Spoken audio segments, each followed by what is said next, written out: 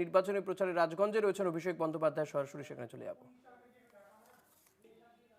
যত বাড়ির আবেদন পড়ে জমা পড়েছে, কেন্দ্র সরকার 5 বছর ধরে বাড়ির টাকা আটকে রেখেছে, তাও গত 2 বছরে 32 লক্ষ বাড়ির ব্যবস্থা আমাদের রাজ্য সরকার করেছে।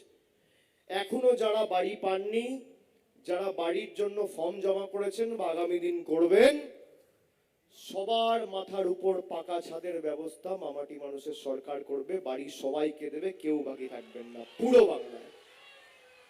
পঞ্চম প্রতিজ্ঞা, কেন্দ্র সরকার ভাবে যে টাকা আটকে রেখে মানুষকে টাইট করব। যতদিন তৃণমূল আছে, বাংলার মানুষের দিকে ওই রক্তচক্ষু দিয়ে মানুষকে ভয় দেখিয়ে টাইট করে টাকা আটকে কোনো লাভ নেই।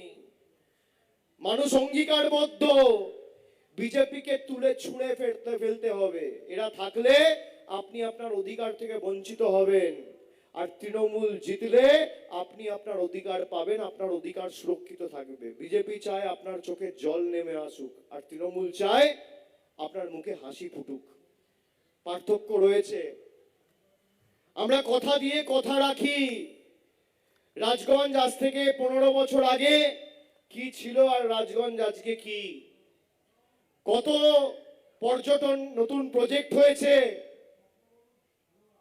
ভোরের আলো মমতা বন্দ্যোপাধ্যায়ের মস্তিষ্ক প্রসূত সব থেকে বড় প্রজেক্ট এই রাজগঞ্জে হয়েছে। যখনই ছুটেছে, যখনই শুনতে পেয়েছে কোনোভাবে জলপাইগুড়ি আলিপুরদুয়ারের মানুষ অসুবিধায় পড়েছে, সঙ্গে সঙ্গে ছুটে এসছে। 2024-এ যখন ময়নাগুড়িতে বার্নিশে ঘূর্ণিঝড় হয়েছিল, বিজেপির নেতাদের চোখে খুঁজে পাননি, কোভিডের সময় দেখতে পাননি। তৃণমূলের প্রতিনিধিরা ছিল, আছে, থাকবে। আপনার সুখে আপনি তৃণমূলকে পাননি, কিন্তু আপনার বিপদে আপদে দুঃখে তৃণমূল ছিল, আছে, থাকবে। আগামী দিনও ব্যতিক্রম হবে না। তাই আগামী দিন 40,000-এর বেশি ব্যবধানে স্বপ্না বর্মনকে রাজগঞ্জ থেকে জেতাতে হবে। এবং যে ভালোবাসা আপনারা আগামী দিন তৃণমূলকে জিতিয়ে প্রমাণ করবেন, সুদ সমেত সেই ভালোবাসার ঋণ উন্নয়নের নিরিখে আমরা পরিশোধ করব, আমি কথা দিয়ে যাচ্ছি।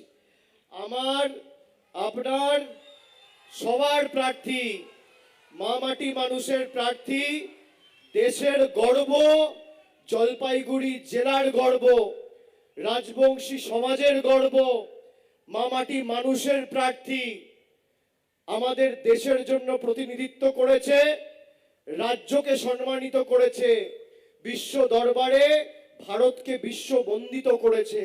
সেই স্বপ্না বর্মনকে ঘাসের উপর জোড়া ফুল চিহ্নে ভোট দিয়ে বিপুল বিপুল ভোটে জয়যুক্ত করবে।